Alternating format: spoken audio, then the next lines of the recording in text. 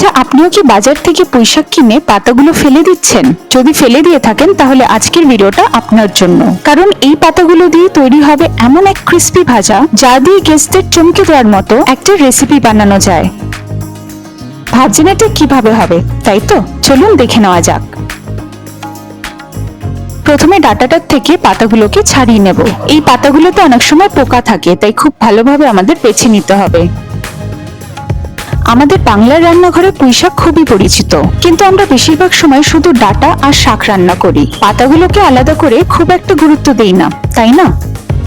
অথচ এই পাতা দিয়ে তৈরি হয় এমন এক অসাধারণ ভাজা যা গরম গরম চা, মুড়ি কিংবা ডালের সঙ্গে খেতে দারুণ লাগে। দেখুন, ডাঁটাটার থেকে পাতাটা ছাড়িয়ে নিয়ে আমি পাতাটার থেকে ঠিক এরকম ভাবে আঁশগুলোকে ছাড়িয়ে নিচ্ছি।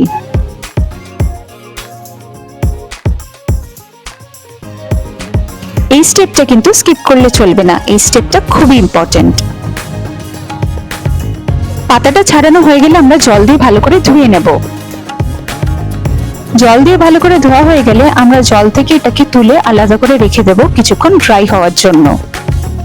তারপর আমরা একটা ব্যাটার বানিয়ে নেব। এই রান্নার মেইন হিরো হচ্ছে এই ব্যাটারটা। এই ব্যাটারটা খুব বেশি পাতলা হবে না, আবার খুব বেশি ঘনও হবে না, তবেই ভাজার সময় পাতার গায়ে সুন্দরভাবে লেগে থাকবে। একটি আলাদা পাত্রে 2 বড় চামচ বেসন নিলাম, 1 বড় চামচ চালের গুঁড়ো, 1 ছোট চামচ কালো জিরে, স্বাদ মতন নুন, সামান্য লঙ্কার গুঁড়ো আর পরিমাণ মতন জল দিয়ে ভালো করে মিশিয়ে নেব। তবে কিন্তু শুধু স্বাদেই নয়, পুঁইশাকের পাতায় রয়েছে vitamin A, C, iron, calcium এবং প্রচুর ফাইবার। এটি হজমে সাহায্য করে, শরীরকে সতেজ রাখে এবং পুষ্টিরও ভালো উৎস। তাই একই সঙ্গে সুস্বাদু আর পুষ্টিকর দুটোই মিলবে এই সহজ রেসিপিতে।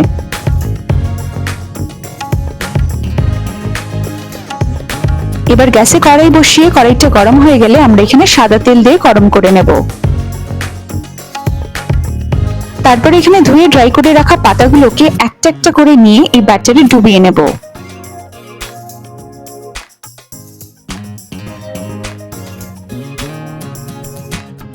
তারপর গরম তেলে একটা একটা করে এখানে দিয়ে দেব।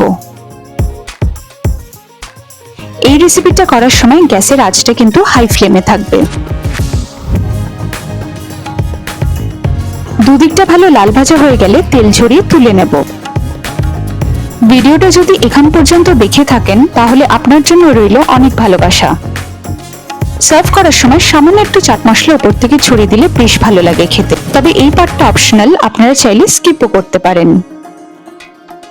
দেখলেন তো, খুব সাধারণ পুঁইশাকের পাতা দিয়ে কতটা মুচমুচে আর লোভনীয় একটা রেসিপি তৈরি হয়ে গেল। আপনারা একবার বাড়িতে বানিয়ে অবশ্যই জানাবেন কেমন লাগলো। ভিডিওটা ভালো লাগলে একটা লাইক দিয়ে প্রিয়জনদের সাথে শেয়ার করে দেবেন। আর এমন আরো নতুন নতুন ঘরোয়া রেসিপি পেতে আমার চ্যানেলটিকে সাবস্ক্রাইব করে পাশে থাকুন। খুব তাড়াতাড়ি দেখা হবে নতুন একটি স্বাদ, নতুন একটি গল্প নিয়ে। ভালো থাকবেন, সুস্থ থাকবেন।